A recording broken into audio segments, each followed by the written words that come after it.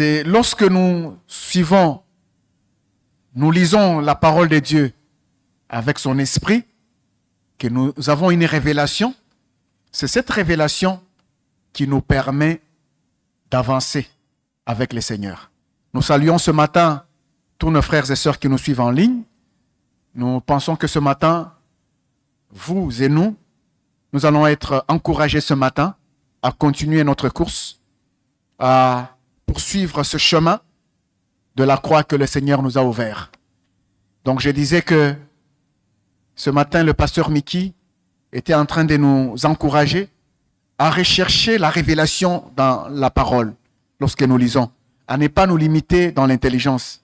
Il a même rappelé ce qui s'est passé avec les disciples, avec Pierre, personnellement, lorsque le Seigneur parlait de sa mort. Lorsque le Seigneur parlait de sa mort, il a dit, le Fils de l'homme va souffrir de la part des hommes et il va mourir, tout ça. L'apôtre Paul, Pierre n'avait pas accepté ça. Parce qu'il a compris ça dans son intelligence. Il n'a pas réalisé que c'était même la volonté de Dieu. Il n'a pas réalisé que c'était même dans son avantage. Il n'a pas réalisé que c'est ça même le message de l'évangile, la croix. Il n'a pas compris tout ça. Il est resté dans son intelligence. Et quand il est resté dans son intelligence, il a dit au Seigneur, non, cela ne va pas t'arriver. Et vous connaissez comment le Seigneur l'a repris en disant, arrière de moi, Satan. C'est un exemple pour montrer combien nous devons rechercher la révélation.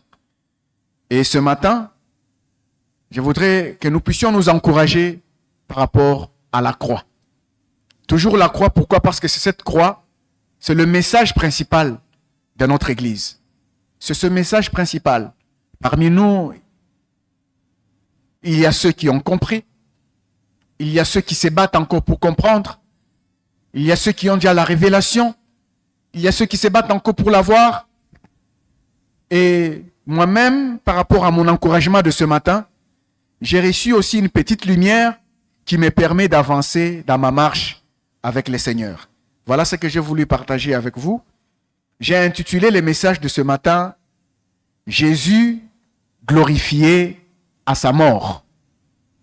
Jésus a été glorifié à sa mort. Et je voudrais nous encourager ce matin à voir ce qui s'est passé pour la mort de Jésus à la croix, ce qui s'est passé justement, pour que dans ce qui s'est passé, nous puissions aussi tirer une petite lumière pour notre vie personnelle, pour nos vies, pour votre vie, pour ma vie. Et cette lumière va venir pour nous encourager de plus en plus à marcher avec le Seigneur. Il a été glorifié à sa mort. Nous tous, nous connaissons comment le Seigneur a été crucifié à la croix. Cette histoire, on nous l'a prêchée plusieurs fois et plusieurs fois. Mais chaque fois qu'on nous prêche la même histoire, chaque fois, nous tirons toujours un plus qui nous permet d'avancer avec le Seigneur. Nous allons lire ce matin Marc 15, 33 à 39. Marc 15, 33 à 39. On nous parle de la mort de Jésus. Et le message de ce matin, c'est qu'il a été glorifié à sa mort. Et la mort de Jésus nous rappelle la croix que nous devons prendre nous-mêmes, notre mort à nous-mêmes. Marc 15, 33. À midi, le pays tout entier fut plongé dans l'obscurité et cela dura jusqu'à 3 heures de l'après-midi. Il est à la croix. Il est en train d'expirer.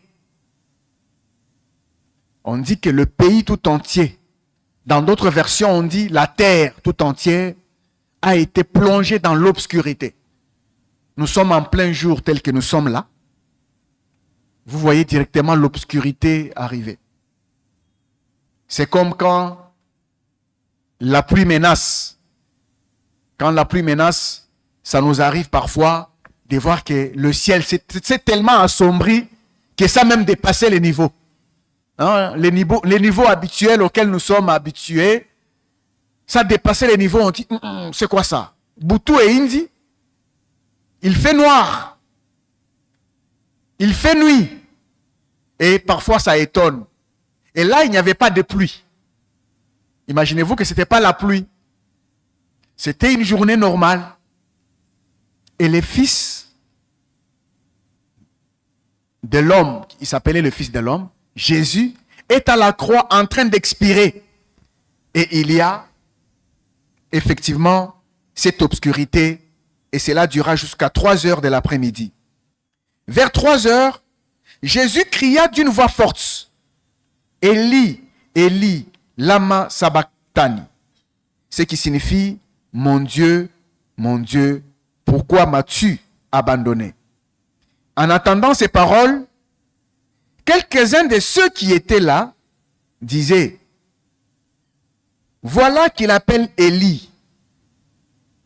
Un homme courut imbiber une éponge de vinaigre, la piqua au bout du roseau et la présenta à Jésus pour qu'il boive en disant, laissez-moi faire, on va bien voir si Élie vient le tirer de là.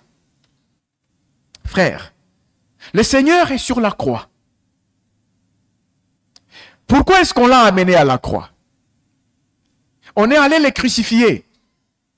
On est allé les tuer là.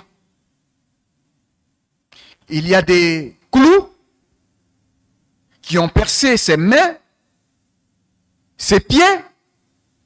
On dit, tu vas mourir là. À la croix, il doit mourir.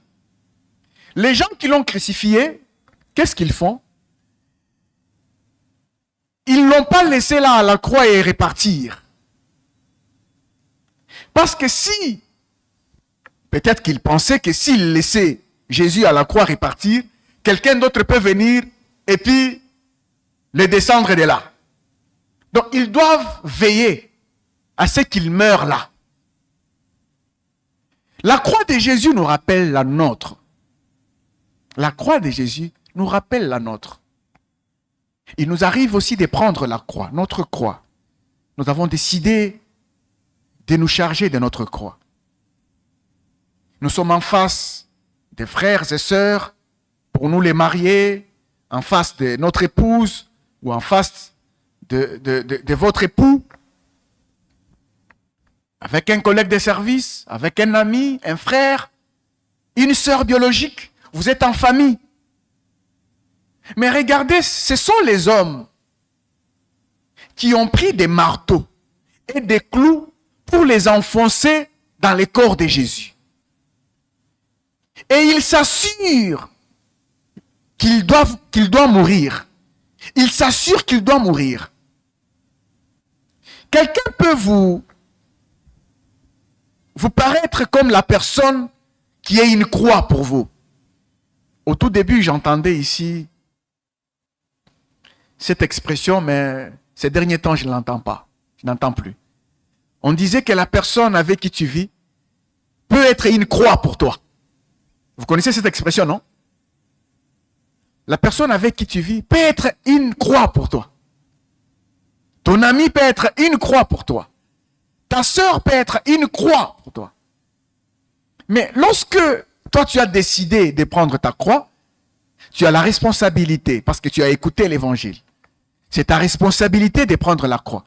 Mais ton frère biologique, ta sœur biologique, ton épouse, ton époux, ton ami, que tu considères comme une croix, est-ce que tu penses qu'il va être une croix juste pour un moment et puis te laisser?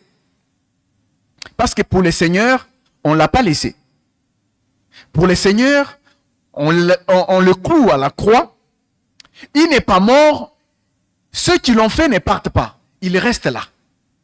Ton frère aussi, que tu considères comme une croix dans ta vie, ne cherche peut-être pas qu'il le fasse seulement une fois, qu'il soit une croix seulement maintenant, pas demain, pas après-demain. Parce que c'est une question de responsabilité. Toi, tu as pris la responsabilité de prendre ta croix. Mais tu constates que ton frère ou ta sœur devient une croix pour toi. Qu'est-ce que tu vas faire? La volonté du Seigneur, ou bien la volonté de Dieu était que le Seigneur meure là à la croix. La volonté du Seigneur aussi pour notre croix que nous prenons est que nous puissions mourir à nous-mêmes. Moi-même, parfois, lorsque je passe par des situations qui sont un peu compliquées, qui me défient, lorsque des situations me défient, à un moment, j'ai réagi violemment. Et quand j'ai réagi violemment, la première des choses qui vient dans ma tête, j'ai dit, mais lui aussi, il a dépassé. C'est comme si je me suis donné un certain niveau. Dépasser ce niveau, je dois réagir violemment. Non. Or, nous sommes appelés à mourir à nous-mêmes. Et ici, ces gens, qu'est-ce qu'ils font? Jésus est en train de crier, Élie, Élie, lama sabachthani. Mon Dieu, pourquoi tu m'as abandonné? C'est Jésus qui souffre. Eux ne souffrent pas. Ils ne savent même pas que Jésus est en train de souffrir. Peut-être qu'ils ne ressentent même pas sa douleur. Ils ont juste décidé de lui faire du mal. Ils ont juste décidé de le tuer. Sa souffrance ne compte pas pour eux. Peut-être que ta souffrance à toi ne compte pas pour celui qui est une croix pour toi. Mais toi, identifie-toi au Seigneur. Si nous encourageons par rapport à la croix, c'est pour nous identifier à sa mort et à ses souffrances. Comment il est mort? Là, nous sommes en train d'expliquer comment il est mort. Nous sommes en train de voir comment il est mort. Pour que nous puissions aussi nous identifier, non seulement à sa mort, mais également à sa souffrance. Il a d'abord souffert avant de mourir. Quand ton frère est une croix pour toi, quand ta sœur est une croix pour toi, quand ton mari est une croix pour toi, quand ton épouse est une croix pour toi, eh bien, c'est justement pour que nous puissions nous identifier à la croix du Seigneur. Regardez maintenant ce qu'ils font. Ils prennent quoi? Lorsque Jésus crie, un homme courut imbiber une éponge de vinaigre, la piqua au bout du roseau et la présenta à Jésus pour qu'il boive en disant, laissez-moi faire, on va voir si Élie vient les tirer de là. Regardez ce qu'il dit. On va voir si Élie viendra les tirer de là. Je viens de dire qu'il voulait s'assurer que Jésus devrait mourir là. Il fallait que personne vienne les tirer de là.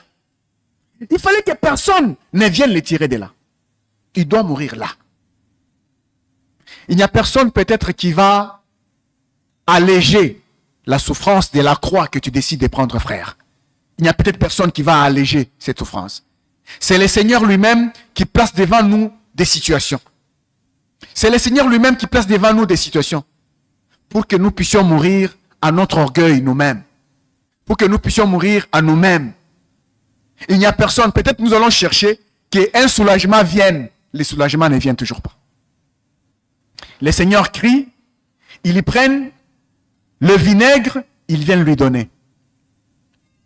C'est comme une insulte, hein? Vous avez déjà cloué le Seigneur. La parole dit que c'est une insulte. Nous allons lire ça lisons un peu Psaume 69, nous allons rentrer ici. 69, 21 à 22.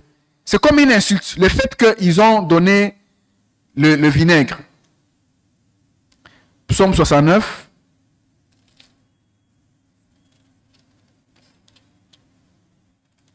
« 21, 22. Psaume 69, 21, 22 dit, je suis où? Leurs outrages m'atteignent. Ils m'ont brisé le cœur. Je ne m'en remets pas. J'espère un geste de sympathie à ma faveur. Mais mon attente est vaine.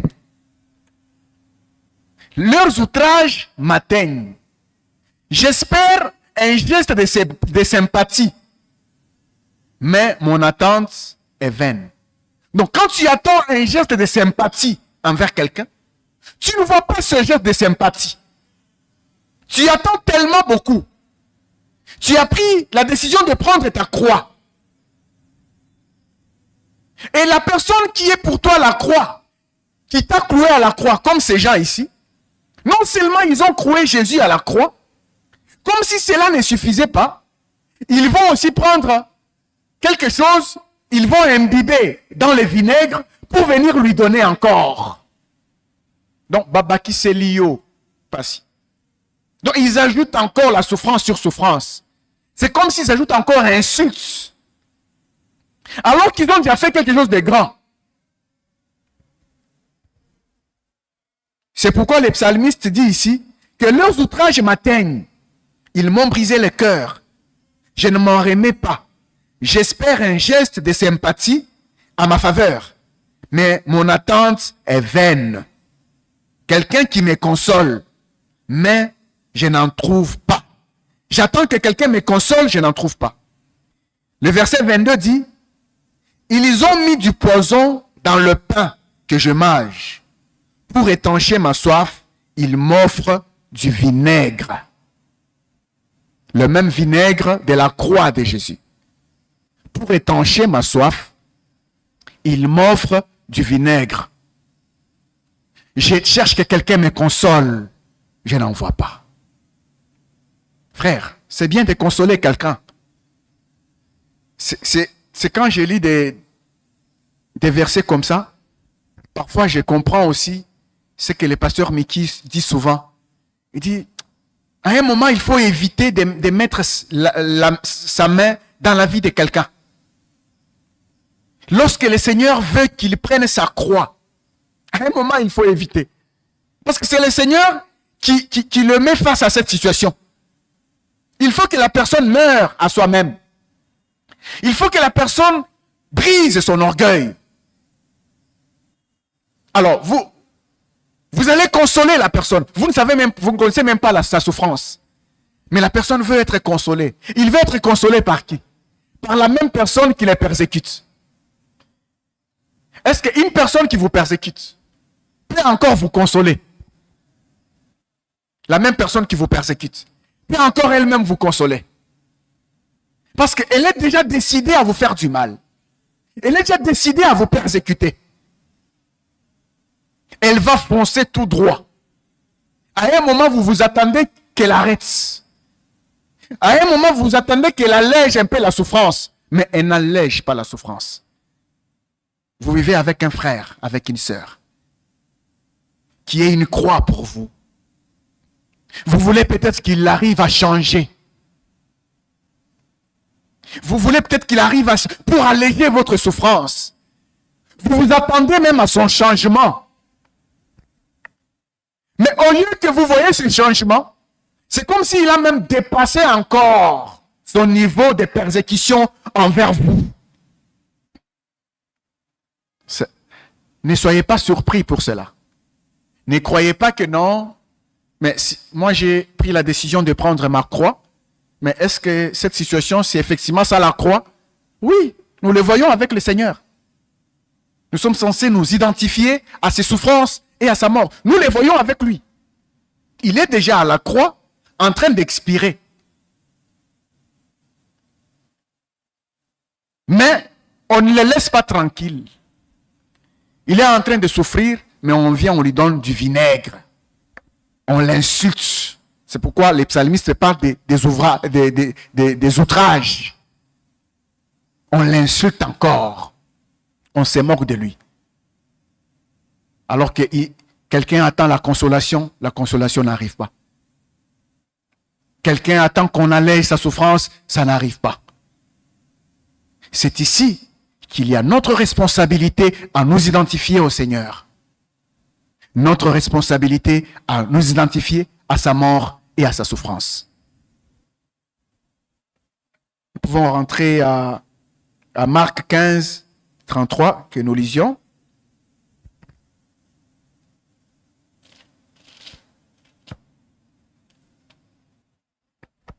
Le verset 37 dit, « Mais Jésus poussa un grand cri et expira. » Là, on lui donne le vinaigre, il pousse un grand cri et il expira.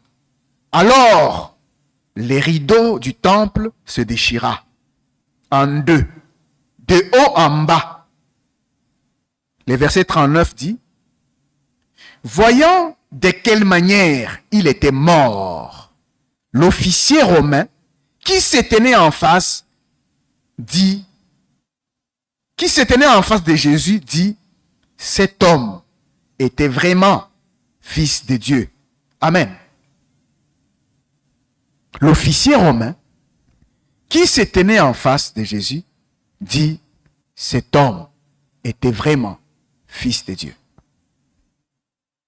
Les chefs des prêtres ont accusé Jésus.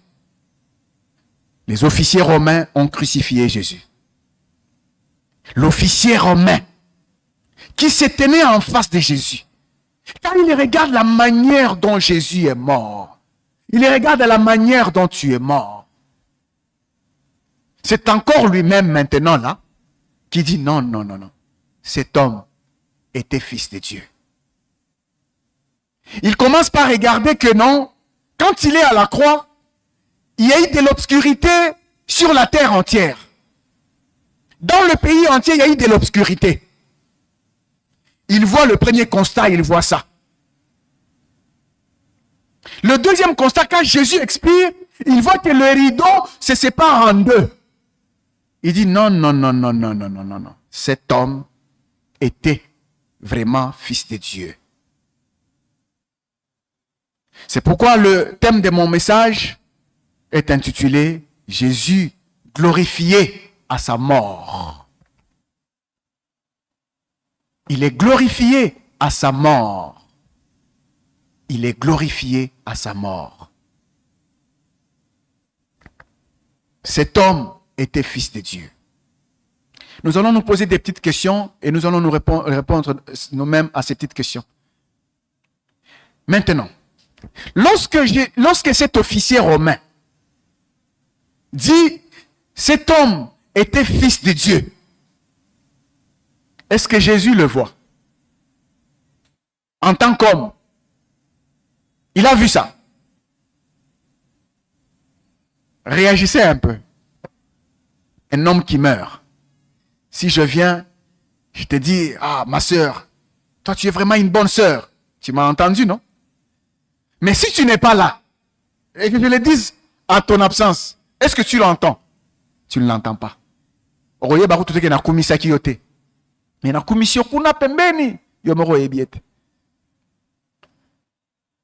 Cet officier romain a tellement reçu beaucoup d'accusations sur Jésus. Il a tellement reçu beaucoup d'accusations sur Jésus. Cet homme est un imposteur.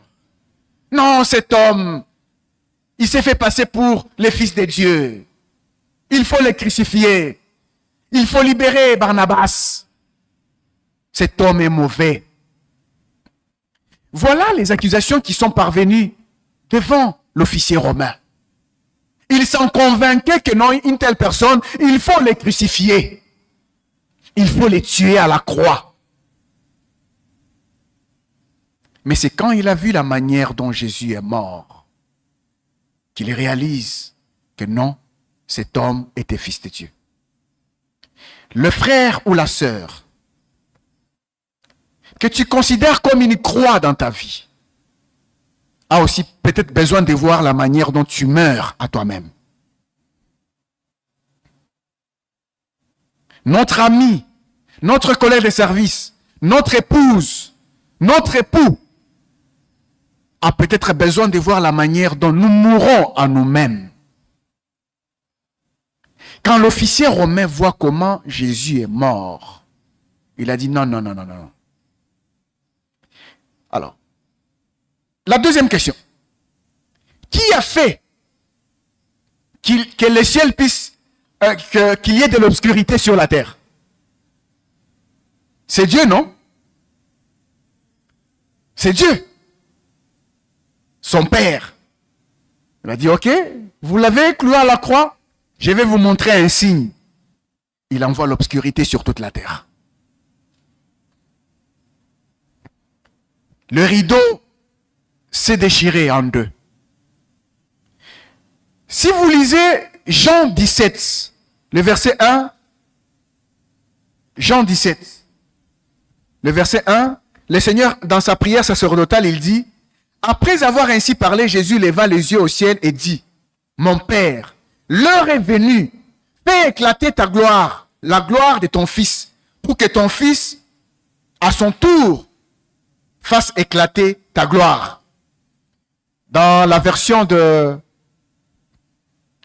Ornella, il est dit, Jean 17, 1, il est dit, « Glorifie ton Fils, pour que ton Fils te glorifie. » Après avoir ainsi parlé, Jésus leva les yeux au ciel et dit, « Père, l'heure est venue. Glorifie ton Fils, afin que ton Fils te glorifie. » Imaginez-vous que c'est l'officier romain qui va dire, assurément, cet homme était fils de Dieu. On reconnaît maintenant qu'il est fils de Dieu à sa mort. On reconnaît qu'il est fils de Dieu à sa mort. Pas pendant qu'il vivait. Pas pendant qu'il était là. Il y a des disciples, bien sûr. Les Pierre, les autres, qui ont reconnu que tu es fils de Dieu. Tu es le Christ. Mais les autres, ceux qui l'ont crucifié, ceux qui ont fait la volonté de Dieu pour qu'il soit crucifié à la croix, reconnaissent qu'il est fils de Dieu à sa mort. Peut-être que pour toi et moi, nous voulons qu'on nous reconnaisse maintenant que nous sommes des bons chrétiens. Peut-être que toi et moi, nous voulons qu'on reconnaisse maintenant que non, le frère Ambroise a vraiment porté sa croix. Peut-être que nous attendons ça. Peut-être que j'attends ça. Mais pour le Seigneur, l'officier romain reconnaît qu'il est fils de Dieu à sa mort. Lui meurt. Quelqu'un meurt là, l'autre reconnaît qu'il est fils de Dieu. Est-ce qu'il en bénéficie lui-même en tant qu'homme? Est-ce qu'il en bénéficie lui-même en tant qu'homme? C'est pour cela, vous voyez, dans ce monde, quand quelqu'un meurt, on fait tellement beaucoup de bons témoignages pour lui. Hein? On fait tellement beaucoup de témoignages positifs pour les morts. Mais est-ce qu'il entend ça? Non, cet homme était généreux. Non, cet homme avait de l'amour. Non, cet homme avait de la compassion. Mais allez-y dans sa vie. Dans sa vie, les mêmes personnes là qui font ce témoignage-là, ça me fait rire lorsque, souvent quand on organise les deuils, on veut écrire une oraison funèbre. Une fois, je me rappelle, quelqu'un m'avait dit, mon frère, il faut que le carabilo soit bien, on a. Faut le carabilo soit bien, on a. Tout le carabilo soit bien, la on a, mon frère. Et ça, kabongo, mon frère. Oui, ce sont les traditions humaines. Hein? Et ça, la karabongo. C'est comme ça. Il faut mettre des choses qui sont positives. Ça, c'est à la mort. Mais est-ce que ce mort-là a entendu ça? Non. Est-ce qu'il en bénéficie? Non. Jésus, qui a été reconnu fils de Dieu par l'officier romain, ne l'a pas bénéficié en tant qu'homme de sa part. Ne l'a pas bénéficié en tant qu'homme de sa part. Je voudrais nous encourager, frères. Vous avez pris l'engagement de suivre le Seigneur, de porter votre croix, de souffrir en vous-même, de mourir en vous-même, de renoncer. Continuez, frères. Continuez, frères. Continuez, pourquoi? Parce que si quelqu'un reconnaît ça, gloire à Dieu. Mais si personne ne reconnaît ça, continuez à porter votre croix. Vous le faites pour qui? Vous le faites pour le Seigneur. Nous allons lire un peu Hébreux 12, parce que ce verset me vient en tête directement. 12, 2. Lorsque nous portons notre croix, nous le faisons pour le Seigneur. Nous ne le faisons pas pour un homme. Nous ne le faisons pas pour qui que ce soit. Mais nous le faisons pour le Seigneur. Hébreux 12, 2 dit, Gardons les yeux fixés sur Jésus, qui nous a ouvert le chemin de la foi et qui la porte à la perfection, parce qu'il avait en vue la joie qui lui était réservée. Il a enduré la mort sur la croix en méprisant la honte attachée à un tel supplice. Et désormais, il siège à la droite du trône de Dieu. J'aime cette version qui dit « Ayant les regards sur Jésus, les chefs et les consommateurs de la foi. » Les chefs et les consommateurs de la foi. Jésus est le seul consommateur de notre foi. Lorsque nous portons notre croix, c'est lui qui consomme cette foi-là. Nous portons notre croix par la foi que nous avons en lui. La parole nous dit, fixez vos regards sur Jésus. Fixez vos regards sur les seigneurs, parce que c'est lui le chef et les consommateurs de la foi. C'est lui qui nous a appelés à renoncer à nous-mêmes. C'est lui qui nous a appelés à porter notre croix. Lorsque tu portes ta croix, tu la portes pour qui? Tu ne la portes pas pour moi. Tu ne la portes pas pour Papa Thiam. Tu ne la portes pas pour le pasteur Mickey. C'est le Seigneur qui consomme ta foi. Tu la portes pour le Seigneur. Tu es venu au Seigneur. Tu as dit, Seigneur, je suis venu à toi. J'ai écouté ton appel à renoncer à moi-même et à porter ma croix tous les jours. Je la porte. Mais je sais que c'est toi qui consommes ma foi. C'est toi qui la consommes.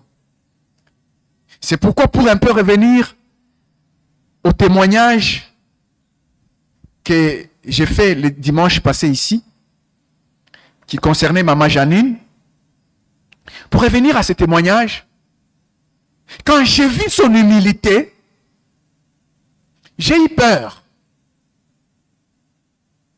J'ai eu peur. Pourquoi j'ai eu peur? Il répond à l'appel qu'elle a écouté de son Seigneur. Elle répond à cet appel et dit, Seigneur, je le fais. Mais pour que je réponde à ton appel, je le fais pour que toi tu consommes ma foi. Alors pourquoi moi j'ai eu peur? Le Seigneur qui est au-dessus d'elle et au-dessus de moi consomme sa foi et que ce Seigneur-là me voie moi orgueilleux. Et que ce Seigneur-là me voie moi orgueilleux. C'est comme ça que j'ai eu peur. Je dis non, non, non, non, non, non. Il faut faire attention avec ça. Elle a répondu à un appel. Elle s'est humiliée. Elle a pris sa croix. Alali selingai likambo. Alali selingai likambo. Amemisinga ngambo epa ya Nzambe. Faut pas prendre à la légère quand quelqu'un s'humilie, vient devant toi, il te demande pardon. Faut pas prendre ça comme un compliment. C'est pas un compliment pour toi. C'est un grand enseignement pour toi. En réalité, la personne a répondu à l'appel de son Seigneur. Si toi tu prends ça comme un compliment, on reçoit problème dans Zambewana. C'est pourquoi j'avais dit non, non, non, non, non, non, non, non, non, les choses ne vont pas se passer comme ça. Moi aussi, je m'humilie pour que je n'aie pas de problèmes avec le Seigneur. À ce moment-là, et elle et lui, tous nous répondons au même appel. Tous, nous faisons que le Seigneur soit glorifié au travers de cela. Donc si nous avons décidé de prendre notre croix, c'est le Seigneur qui consomme cette foi dans notre cœur. Le Seigneur lui-même, vous savez, quelque part, il y a un verset que je n'ai pas prévu ici, qui dit que, en parlant de la tentation, La parole de Dieu dit, quand la tentation arrive, le Seigneur ne permettra pas que nous soyons tentés au-delà de nos forces. Même la croix elle-même. Le Seigneur met toujours une limite à ça. Quand il envoie ces situations devant nous, il dit, bon, cette limite-là, il peut la supporter. Il va supporter cette limite. Le Seigneur sait. Il va supporter. Maintenant, c'est à nous d'ouvrir notre cœur. C'est à nous de réaliser que cette croix ne va pas nous écraser. C'est à nous de réaliser que cette croix va nous apporter du bien dans notre vie.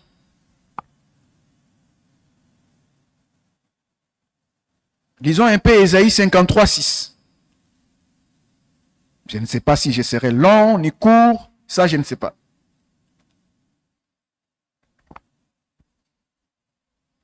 Ésaïe 53, 6 dit, nous étions comme des brebis, nous étions tous errants, pareils à des brebis. Chacun de nous allait par son propre chemin. L'Éternel a fait retomber sur lui les fautes de nous tous. Ésaïe 53, 6. Nous étions comme des brebis errants. Chacun suivait son propre chemin. Ésaïe 53, le verset 6. Vous l'avez trouvé?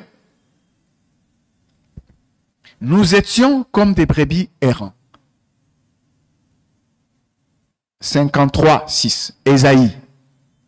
Le chapitre 53, le verset 6. Nous étions tous errants, comme des brebis. Chacun suivait sa propre voie. Vous savez, dans le monde, c'est ce que le pasteur Mickey a dit. Quand on écoute la parole avec son intelligence, ça n'arrive pas dans le cœur. Chacun fait ce qu'il veut. Moi, j'ai compris ceci. Voici ma position. Moi, j'ai compris cela. Voici ma position. Autant de positions, autant d'églises, autant d'assemblées. Autant de positions, autant d'églises, autant d'assemblées. Non, il n'y a pas plusieurs compréhensions dans la parole de Dieu. Il n'y a qu'une seule compréhension, il n'y a qu'une seule vérité. Il faut juste renoncer à soi-même, prendre sa croix. Et vous verrez, si vous renoncez à vous-même, l'autre renonce à vous-même, vous allez avoir la même compréhension. Et c'est pourquoi ici le Seigneur dit, nous étions comme des brebis errants, chacun suivait son propre chemin. Tout le monde a son chemin. Toi, tu as ton chemin. Moi, j'ai mon chemin. Et l'Éternel a fait retomber sur lui l'iniquité de nous tous.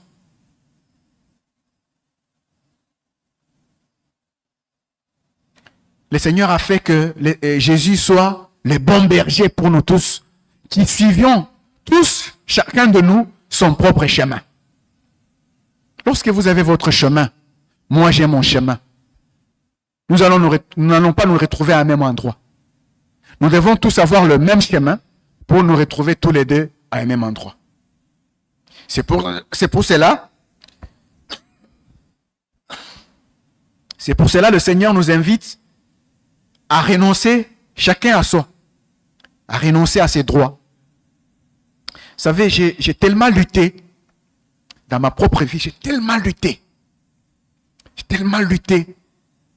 À un moment, quand je vois comment la chair s'exprime dans ma propre vie, quand la chair cherche à prendre les dessus dans ma propre vie, je viens à l'église, j'écoute la parole, j'écoute ce message de la croix, je suis encouragé, je suis challengé, mais je rentre à la maison, il y a la chair qui prend sa place.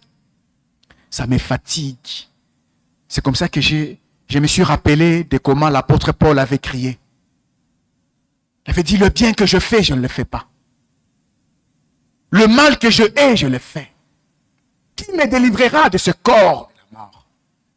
Il est tellement fatigué de la vie charnelle, tellement fatigué de ça. Qui est fatigué ce matin de la vie de la chair? Qui est fatigué? Est-ce que vous êtes fatigué de la vie de la chair? Est-ce que vraiment vous êtes fatigué de la vie de la chair? Est-ce que vous réalisez même que dans votre propre vie, c'est la chair qui prend le dessus? Ou vous ne le réalisez pas? Commencez d'abord par réaliser que non, ce qui se passe en moi, c'est la chair, ce n'est pas l'esprit. Commencez d'abord par le réaliser. Et fatiguez-vous de cette vie de la chair. Parce que l'affection de la chair produit la mort. Et l'affection de l'esprit donne la vie. Fatiguez-vous d'abord. Soyez fatigués comme l'apôtre Paul. Dites, je suis fatigué. Qui va me délivrer de ce corps de la mort? Ce corps qui ne fait que produire les œuvres mortes. Mais il a répondu lui-même. Il a dit, gloire soit rendue au Seigneur, Jésus. Pourquoi il dit gloire au Seigneur? Qu'est-ce que le Seigneur a apporté qui va les délivrer de la chair? La croix. Pourquoi il dit gloire au Seigneur? C'est parce que le Seigneur a apporté la croix. Si vous êtes fatigué de la chair, mais la croix est là pour vous délivrer de cette chair. Et à un moment, je me suis dit, Seigneur, je voudrais te laisser faire maintenant. Autant ça fait mal, autant ça produit la vie. Nous étions comme des brebis errants. Chacun suivait son propre chemin. 1 Corinthiens 2, le verset 2. Il y a un lundi où j'ai particulièrement été édifié par rapport à ce verset de 1 Corinthiens 2, 2. Je voudrais partager cela avec vous. 1 Corinthiens 2, 2 qui dit: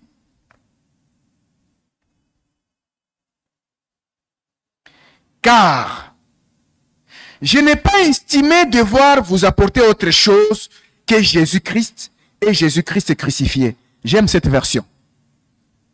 Car je n'ai pas eu la pensée de savoir parmi vous autre chose que Jésus-Christ et Jésus-Christ crucifié. Nous étions comme des brebis errants. Chacun suivait son propre chemin. Quand les brebis sont errantes, chacun suit son propre chemin. Il y a les disputes entre les hommes. Il y a la division entre les hommes. Il y a la chair. Mais quand la croix arrive, chacun renonce à son propre chemin là. Il vient, il prend maintenant le chemin du Seigneur. Tu renonces à ton chemin, tu viens sur le chemin du Seigneur. Moi, je renonce à mon chemin, je viens sur le chemin du Seigneur. Nous nous retrouvons tous les deux sur le même chemin. C'est pourquoi on nous parle de la croix. Et l'apôtre Paul dit aux Corinthiens, car je n'ai pas eu la pensée de connaître autre chose parmi vous, si ce n'est Jésus-Christ et Jésus-Christ crucifié. Qu'est-ce que cela veut dire, autre chose parmi vous? Souvent, quand nous sommes à la maison, nous les voyons avec nos enfants. C'était hier. Oui, c'était hier. J'ai vu Blessing et Winner aller faire le marché quelque part ensemble. Mais avant qu'ils ne partent faire le marché, il y a eu des intercelles entre eux deux. La grande sœur et son petit frère. Mais après ça, allez, ils partent ensemble. Ils partent au marché ensemble. Ils sont partis dans un supermarché pour acheter quelque chose. Alors quand j'ai regardé là, j'ai rigolé dans mon cœur là. Mais quand quand il y a eu des intercelles entre eux deux, c'est la vie presque dans beaucoup de maisons, hein? Là, partout là où il y a des enfants. C'est la vie dans beaucoup de maisons. Parfois, il y a des intercelles entre Winner et Goddess. Il y a aussi des intercelles entre Tyler et ses grands frères. Il y a aussi des intercelles entre Tyler et ses grands frères. Parfois, en tant que parents, on regarde là, on rigole. On dit, voilà l'ambiance de la maison. Mais écoutez ce que l'apôtre Paul dit. Car je n'ai pas eu la pensée de connaître autre chose parmi vous, si ce n'est Jésus-Christ et Jésus-Christ est crucifié. Et maman Janine m'a aidé à bien comprendre ceci le lundi de la semaine passée. Elle a dit ceci. C'est que le pasteur Mickey cherche. On n'élève pas un homme. Il est celui qui nous a amenés sur ce chemin, dans ce message de la croix. Il cherche des hommes et des femmes qui s'identifient aux souffrances et à la mort du Seigneur. Imaginez-vous que vous ayez un problème avec votre frère. Vous êtes à deux, frère et sœur. Vous avez un problème, une dispute entre vous. Vous allez rencontrer les pasteurs Mickey. Vous allez expliquer votre problème. Vous racontez, vous terminez, l'autre aussi prend, il raconte, il termine. Et puis quand il prend la parole pour vous répondre, il vous dit ceci. Car je n'ai pas eu la pensée de connaître autre chose parmi vous, si ce n'est Jésus-Christ et Jésus-Christ crucifié. Je ne veux pas savoir entre vous qui a raison et qui a tort. Il vous répond comme ça. Et puis il vous dit, vous écoutez le message de la croix, non? Tous les deux vous répondez, oui, nous écoutons le message de la croix. Et puis il vous dit, je ne veux pas savoir entre vous de qui a raison et qui a tort. Je veux savoir qui s'est identifié aux souffrances et à la mort du Seigneur. Qu'est-ce que vous allez dire? Vous allez être honteux. Vous allez repartir de là honteux. C'est pourquoi l'apôtre Paul dit, je n'ai pas eu la pensée de connaître autre chose parmi vous. Vous êtes dans les disputes, à l'église, tel a fait ceci, tel a fait cela, non, il a pris cela, il a pris ma position, c'est moi qui devais m'asseoir sur cette chaise, c'est moi qui devais faire ceci. L'apôtre Paul dit non, je n'ai pas eu la pensée de connaître qui a raison, qui a tort. Je veux savoir qui a pris la décision de s'identifier. Qui s'est identifié parmi vous? Alors le jour, c'est lundi là, quand j'ai compris ça, j'ai dit Seigneur, je vais être même le premier à m'identifier. Au lieu d'attendre que l'autre s'identifie pour que moi j'en profite. Parfois on est comme ça. Hein? On veut profiter de l'identification de l'autre. Comme ça le frère lui s'est identifié. Non. Quand le frère s'identifie, quand la sœur s'identifie, elle s'humilie. Elle vient voir le frère Ambroise. Frère, chaque fois que j'en parle, je sens combien. Babanda lukabalu kelangangambo. Ah! Pas s'humilier devant toi. Ah! Toi l'homme du moment. Non. Il faut s'humilier. Car je n'ai pas voulu connaître la pensée. Car je n'ai pas eu la pensée de connaître autre chose parmi vous, si ce n'est Jésus-Christ et Jésus-Christ crucifié. C'est pourquoi Ésaïe 53 dit, nous étions comme des brebis errants. Chacun suivait son propre chemin. Le Seigneur a fait retomber sur lui l'iniquité de nous tous. L'iniquité de nous tous. Moi j'ai mon iniquité, tu as ton iniquité.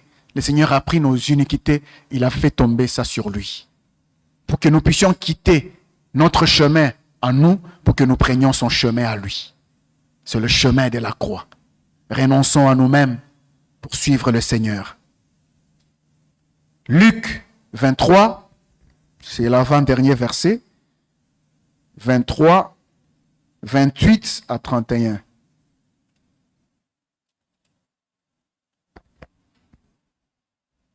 Luc 23, 28 à 31.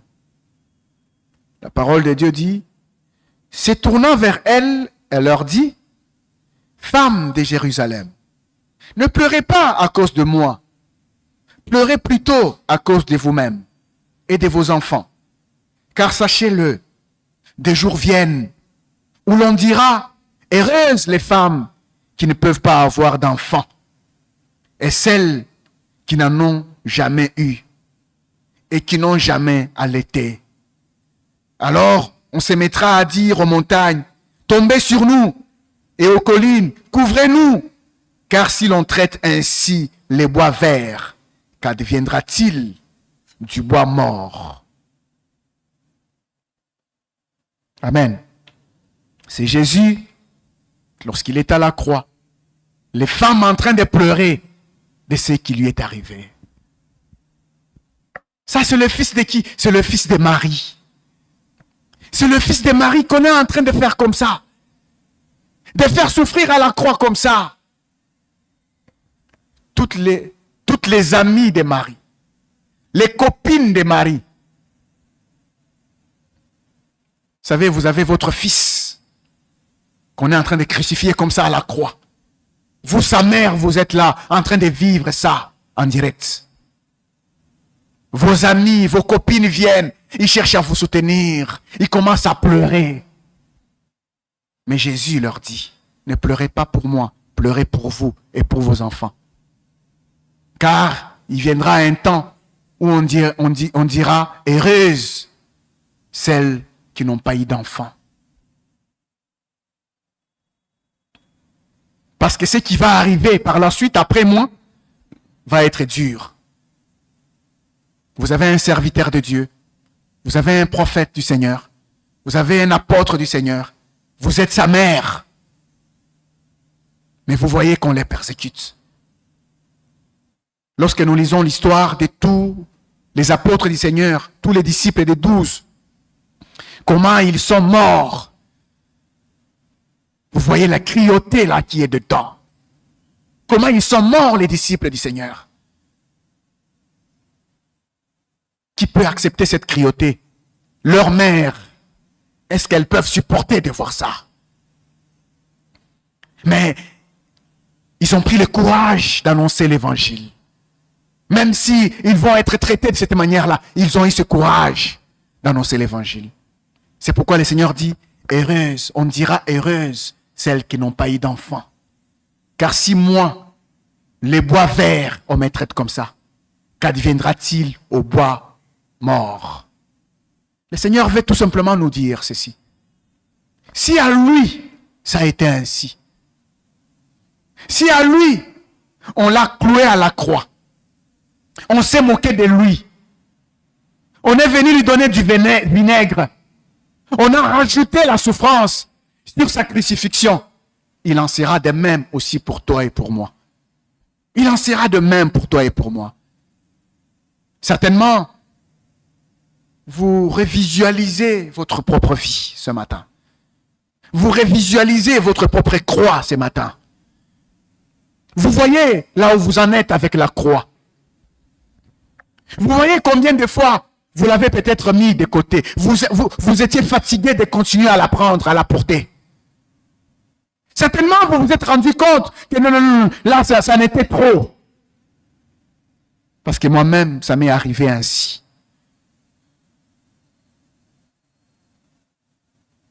C'est comme si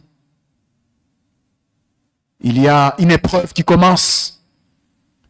Vous souhaitez que l'épreuve se termine tout de suite pour que vous puissiez vous féliciter d'avoir porté votre croix.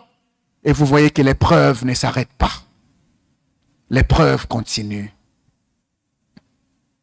Vous voulez que ça soit allégé. Non, ce n'est pas allégé. Vous n'êtes pas consolé. Le Seigneur veut que vous puissiez mourir à vous-même. Le Seigneur veut que vous puissiez mourir à vous-même. Le Seigneur veut que je puisse mourir à moi-même. Plus ça va augmenter, plus il faut que je meure à moi-même. On va terminer par Philippiens 1, 19 à 20.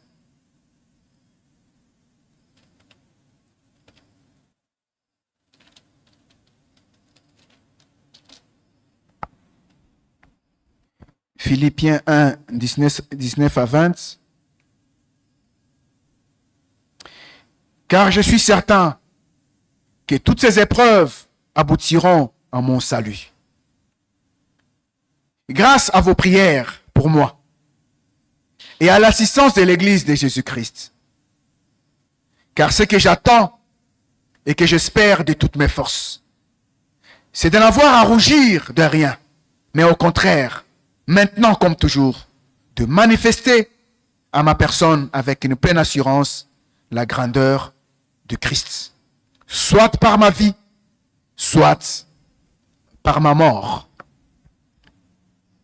Selon ma ferme attente et mon espérance que je n'aurai honte de rien. Merci beaucoup pour votre version. Parfois, il y a des termes que je lis dans ma version qui me plaisent.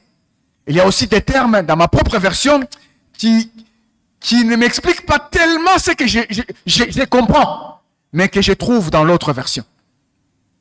Selon ma ferme attente et mon espérance, que je n'aurai honte de rien. Une espérance dans le cœur de l'apôtre Paul. Cette espérance, il estime qu'il n'aura honte de rien. Même en portant sa croix, je n'aurai honte de rien. Combien j'écris pour que le Seigneur m'accorde cette grâce qu'il a accordée à l'apôtre Paul. Je suis fatigué de vivre cette vie de la chair. Que la chair s'exprime toujours et toujours. Alors que la chair produit la mort. Mais l'esprit donne la vie. Mais que maintenant, comme toujours, Christ sera glorifié dans mon corps avec une pleine assurance, soit par ma vie, soit par ma mort. Le Seigneur a été glorifié à sa mort.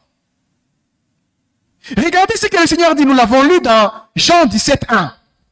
Glorifie ton Fils, pour que ton Fils te glorifie. C'est à la croix que Jésus glorifie son Père. C'est quand il meurt à la croix qu'il glorifie maintenant son Père. Et son Père aussi les glorifie à la même croix. C'est quand on meurt soi-même qu'on glorifie le Seigneur. L'apôtre Paul dit, il veut glorifier le Seigneur, soit par sa vie, soit par sa mort. Ça se passe dans son cœur. Et ça vient nous parler à nous aussi. Ça vient nous interpeller à nous aussi. Pour que nous puissions glorifier notre Seigneur à qui nous avons donné nos vies. Soit par notre vie, soit par notre mort. Prenons un peu sa mort. Il dit, soit par ma mort. Quel est le profit que lui va en tirer dans sa chair d'homme? Il ne va en tirer rien, aucun profit. Mais il aura au moins glorifié Dieu, son Seigneur, par sa mort. Il dit, dans la manière dont je vis, Seigneur, sois glorifié. Même dans la manière dont je vais mourir, je veux que toi tu sois glorifié. Quelle déclaration, frère! C'est juste pour nous encourager ce matin, frère. Nous encourager à réaliser que le Seigneur a été glorifié par sa mort. Il a lui-même glorifié son Père par sa mort à la croix. Maintenant, c'est à nous qu'il s'adresse ce matin. Il a dit, si quelqu'un veut me suivre, qu'il renonce à lui-même. Qu'il cesse de sa croix et qu'il me suive. Cet appel est venu vers toi. Cet appel est venu vers moi. Nous venons chaque jour, nous écoutons la parole. C'est pour que nous puissions nous identifier à ses souffrances et à sa mort.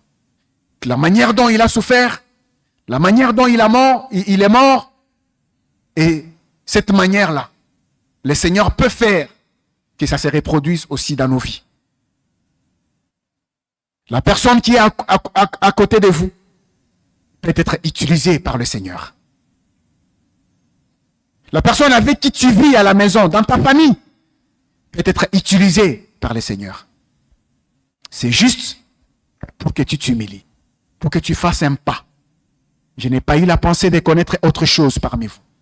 Qui a raison entre toi et ton frère? Qui a raison entre toi et ta sœur? Le Seigneur ne veut pas connaître ça.